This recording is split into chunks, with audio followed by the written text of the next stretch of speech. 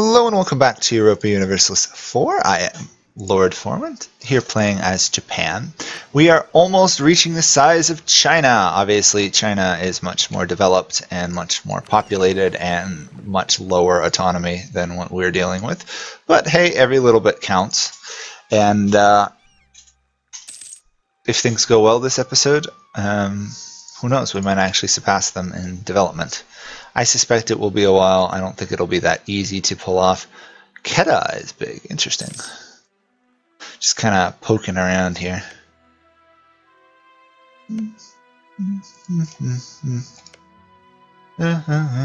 got some people left and right. Still no way weakening China because we're rivals. We're going to either have to massively surpass them or they're going to have to get massively weak for us to lose that modifier.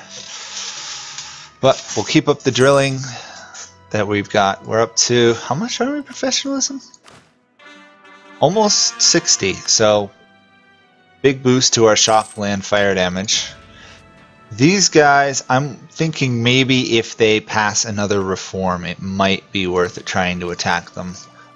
Really depends on if maybe I can pull Russia to help me. Doesn't look like it, but if I could get Brunei and Pasai to help, that would help. That would even the war a bit. A bit, I say, when they outnumber me 2-1. It's better than 3-1 that we had before. I suspect they're doing pretty well, though. They're having a little bit of religious unity trouble. Let's stop spying on China because they keep catching all my spies. Yeah, I've got claims on these that'll last for a little while longer. Really want to discover Eastern Siberia, Russia, please. Oh, Russia's at war. Forgot about that. I guess I keep spying on China then. Oh, I can't send my spies again. Interesting. Thought they changed that. Guess I was wrong. Okay, next idea group. So, I kind of want to do military, but at the same time, exploration would allow us to expand better and build an oceanic empire. You know, looking at this, I am actually getting really tempted to try, like, espionage ideas.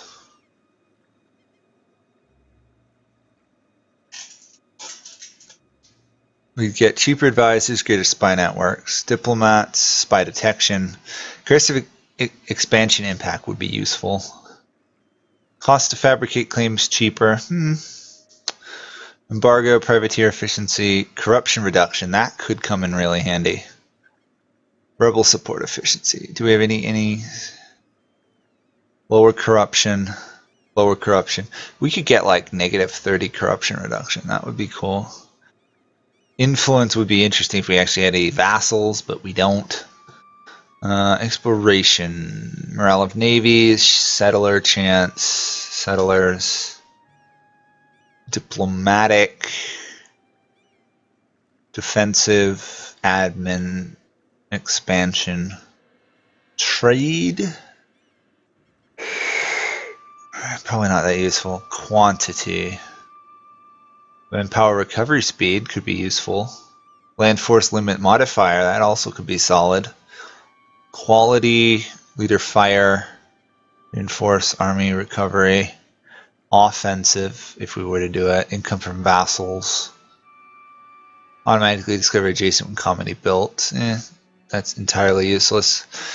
Aristocratic, legitimacy, construction cost. Interesting. I don't actually know what to take. I'm really tempted to do a diplomatic one. When's my next idea group? 18. What am I at? 15.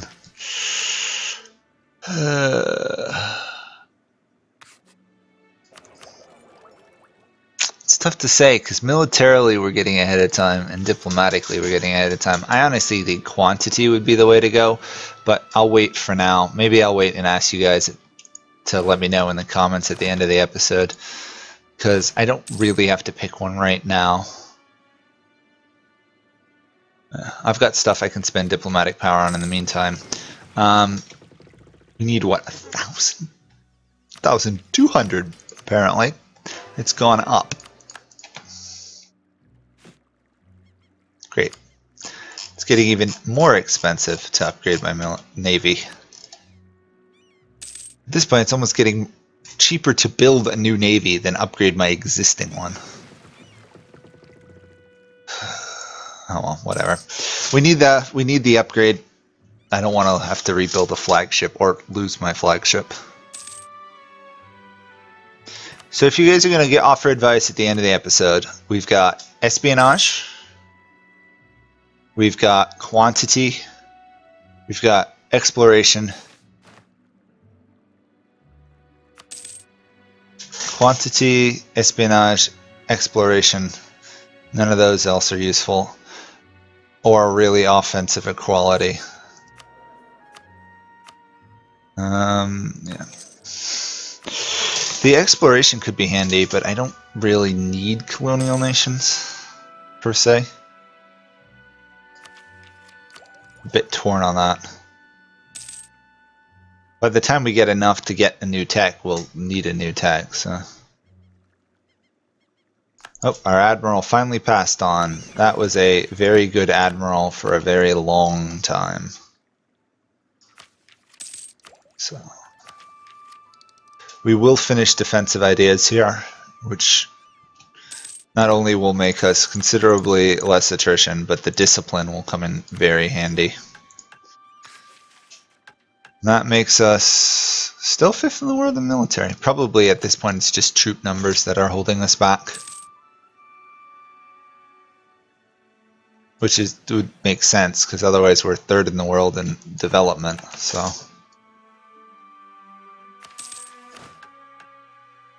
Here's 3 more units. What would be useful? Probably more Probably just need more, in general, more infantry, honestly. Yeah, that'll work out. Get 26 transport ships. Don't want to build any more until we upgrade our existing stuff. We're about halfway there, give or take 600 gold. No, give or take about 100. How do I raise more money quicker without increasing inflation even more? Honestly, I do have an inflation reduction advisor. Let's swap. That should help a bit.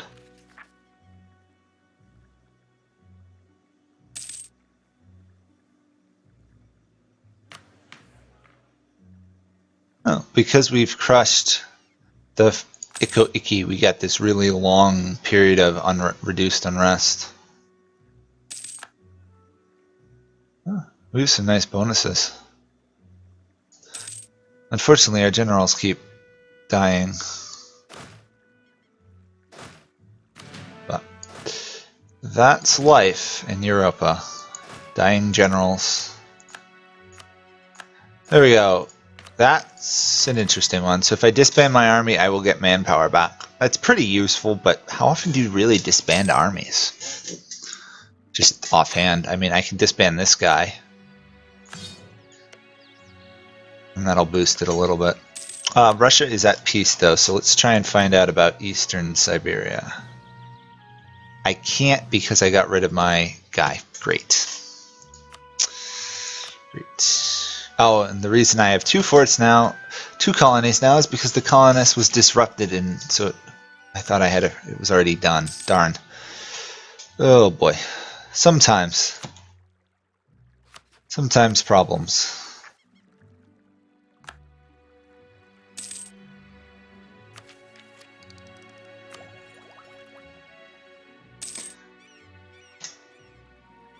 No, I was still spying on China, wasn't I? Keep spying on them. It'll at least keep their one of their spy diplomats busy defending against me spying on them.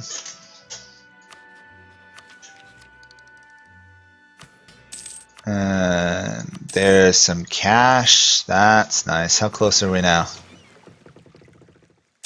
Not too far. Getting pretty close. There we go.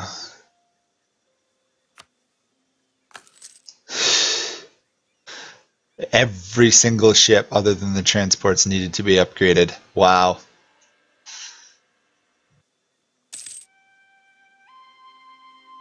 Okay.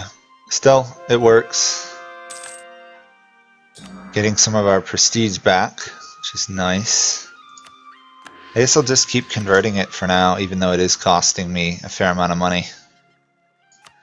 In the long run, increasing religious unity will only benefit us. Specifically, the stability cost modifier is huge. Having never really dealt with having a non-religious unified empire before, it can really cause some problems. Normally I either take religious or I'm just converting as I go along. Neglecting to do so was really dumb, to be honest.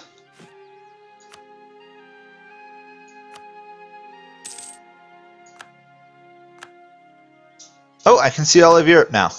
Awesome. Let's see what this looks like.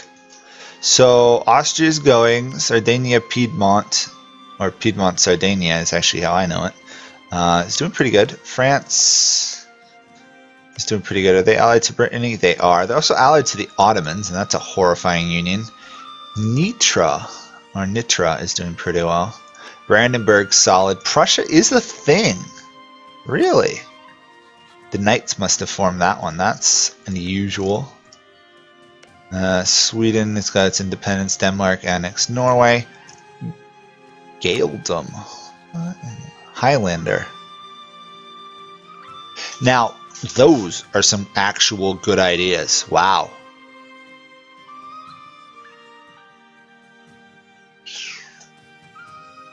Those are some good ideas.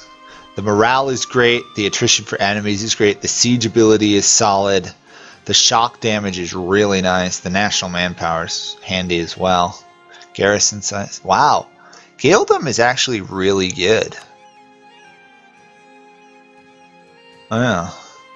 And it finishes with the Ossian and manpower recovery. Wow. That actually means they have really good ideas. That might be one of the stronger military idea groups in the game, actually. It's better than what I have, I think. It's pretty close. I think I'm slightly ahead. Still, that is a really, really solid idea group that I did not even really know existed. I looked it over briefly, but how often do you pay attention to that? It's just like, how many people know what the idea group is for the Isle of Man offhand? They still haven't killed the Inca. They still haven't killed the Aztec region, but Portugal seems to be slowly intruding that way. Interestingly enough, the Maya beat the Nahuatl nations. Interesting. I just killed Hideyoshi Totomi. As in, you know, the guy who kind of unified Japan. We just killed him off. Okay. First off, I didn't know he was my advisor. And second of all, I didn't know I could just kill him off like that randomly.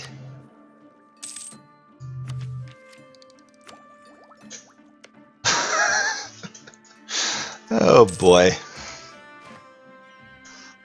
Oh well. It happens that way sometimes. Sometimes you accidentally kill off his famous historical figures, or, well, I didn't kill him off, I fired him, rather. But still. We could technically start a golden age out of this. I don't see a reason to, but we could. And the fleet is rebuilt, so that is good. I really kind of want to make my fleet a little bit larger, but I can't do anything about that right now.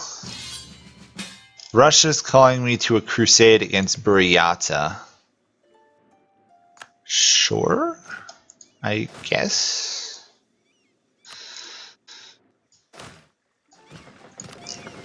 If they're going to call me to help them versus that, I'm just going to take that land for myself unless they've already got an army invading.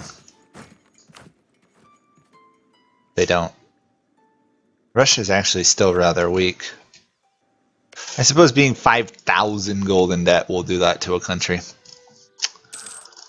Russia does have an army nearby. 5,000, not much of one. No. Oh, shoot. Nah. What a mess. I'm gonna have to fight rebels. Then again, if it only costs me 400 troops, I'll smash rebels all day long.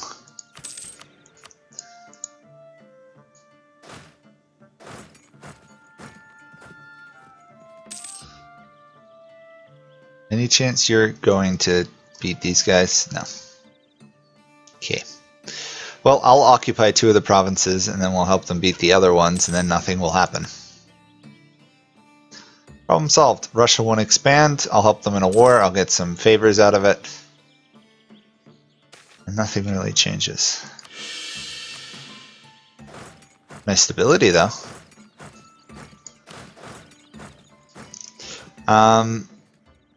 China just passed one of their other reforms.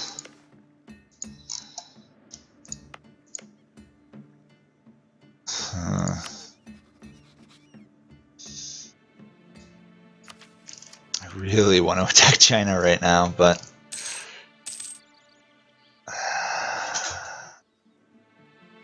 probably shouldn't. I've only got one more period of where the Ming are really weak. Everybody likes them. Russian manpower is terrible. Of course it is. I suspect the Russian armies probably consisted of nothing but strelets.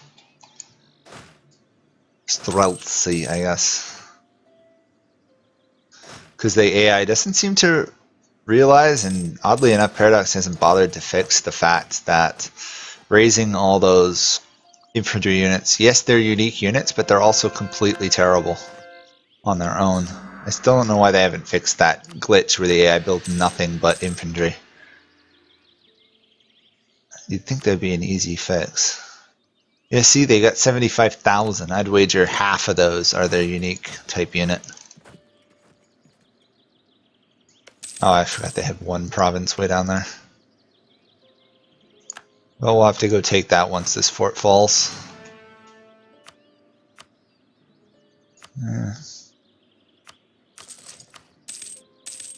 60,000.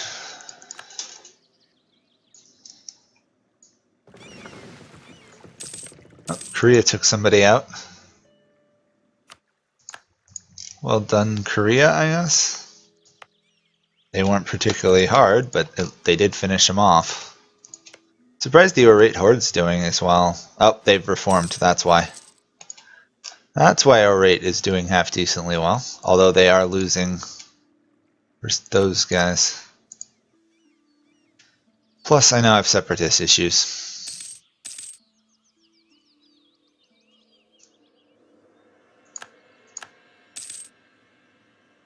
Oh well. I'll go crush those separatists. Unfortunately, they're causing trouble for me. We will take cheaper merc maintenance because we have a fair amount of mercenaries. I don't know how many we exactly have. Tell me. I only have 8 mercs still. I'm going to want more when I'm fighting China.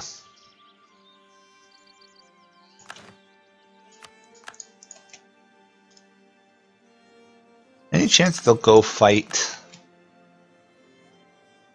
the separatists for me? I'd really like it if they did that.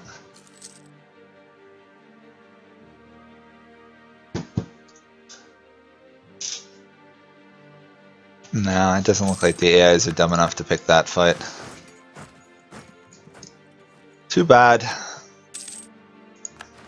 Victory, Buryatsu gives lands. We got 40 favors! Whoa! That just made Russia one of like my best allies. We'll just do that for now. I'm gonna put you